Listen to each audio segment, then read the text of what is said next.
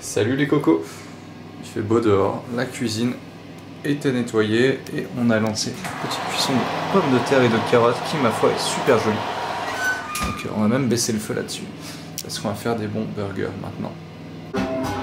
On a donc de la bonne vache sanglante, un petit oignon, de la salade iceberg, un bloc de cheddar bien orange, c'est joli, et du bacon. Dans un verre à digestif, je vais mettre des épices. 2 cuillères à soupe d'estragon, pas mal de poivre noir de Télichéry, et pour finir du sel ainsi qu'un peu de paprika.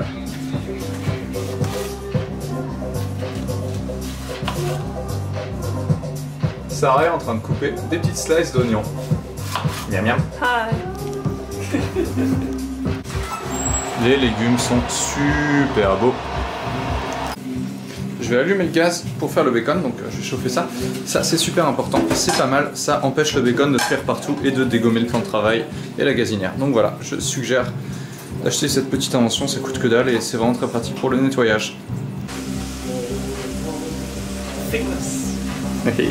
Donc on prend des tranches assez épaisses. On voit par rapport à ma main, hein. On voit pas parce que le focus n'est pas encore fait. Mais c'est plutôt épais, c'est beaucoup plus épais qu'une tranche qu'on a habituellement dans le commerce, donc ça va prendre un petit peu plus de temps à fondre, mais ça va être aussi plus goûtu. La viande n'est pas pesée, mais mieux vaut trop que pas assez, comme on dit.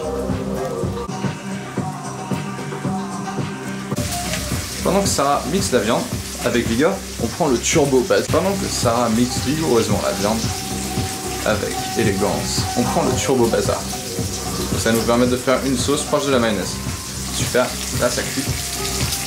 Donc ça, c'est de l'huile d'ail que j'ai faite maison, donc ça marine avec de l'ail depuis un bon bout de temps. On en met un petit peu, donc une petite lichette dans la viande où j'ai rajouté encore de l'estragon et du poivre, et du sel, et du paprika.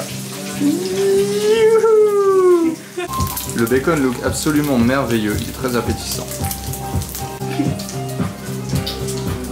Technique maison pour les rendre encore plus croustiflex. Donc voilà l'espèce de maillot. C'est comme ça, séparation. Mais c'est fait avec du tabasco fumé, donc de la sauce de la mort qui est très très piquante. Et on a rajouté de la combava, des herbes de Provence, une bonne grosse pincée de sel. Oui, bravo, avec des œufs bio, bien entendu. Sarah fait des steaks magnifiques. Ici en fait on a les deux dessous. Donc les deux dessous tout simplement ont une tranche de cheddar assez épaisse dessus. Les deux dessus on va mettre un tout petit peu de jaune d'œuf pour qu'il dore. Et comme il reste 2 tranches de cheddar, les tranches de cheddar vont cuire sur le steak. Voilà, on va pas faire de double steak ni rien, on pourrait. Mais l'idée c'est ça.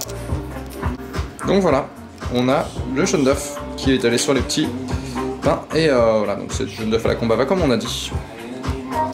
Le steak va cuire directement dans l'huile du bacon, hein. On voit il y a des reflets, c'est joli. Petit jeu graphique avec le bacon qui est là, qui est super croustiflex. Quand je dis croustiflex, genre crousty quoi, il craque dans mes doigts. C'est la texture parfaite. Pour du bacon, très alléchant, bonne odeur. Donc là, j'ai rallumé le feu et on va attendre que ce soit bien chaud, que ça crépite un petit peu, et on va balancer les steaks. Les légumes, comme vous l'avez vu, sont à feu très doux, donc on en profite complètement pour mettre le fromage à cuire. Enfin, je dis à feu, mais c'est le four, hein. Thermostat. Donc le fromage va fondre et puis ça va un petit peu dorer et puis ça va être parfait. Donc voilà, on referme le four, on embarque ça, on met entre 50 et 100 et puis là on attend, on continue. L'huile est chaude, ça fume, donc ça veut dire que hop, on en envoie un, hop, on en envoie 2 et directement on se protège la cuisine. Donc voilà, feu vif, mais pas complètement trop vif, hop, on va faire ça tranquille. Donc on a nos steaks qui sont cuits d'un côté, ils sont jolis, ils sont bien saignants à l'intérieur encore. Ce qu'on fait, c'est qu'on va simplement, délicatement poser une tranche de cheddar sur chacun d'entre eux. Et quand la tranche de cheddar sera cuite, et bon, on va ajouter le reste.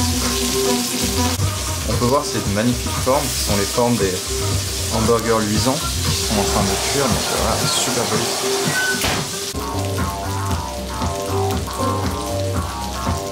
Donc voilà. Une belle tranche. Un peu de salade. On voit la sauce couler sur les côtés, c'est très mignon.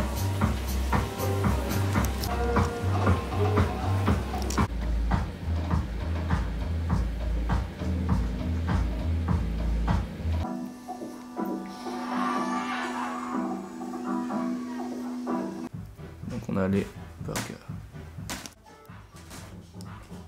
On pourrait repasser par un site internet, tu sais, il y a des trucs que tu achètes 100 balles à l'année là. Donc avec ça, on a une petite Interstratal Abyss de chez Dry & Bitter, donc qui est là vraiment cool, qu'on a partagé entre nous deux. Et on a les hamburgers qui sont toujours là, toujours très séduisants. Miam miam.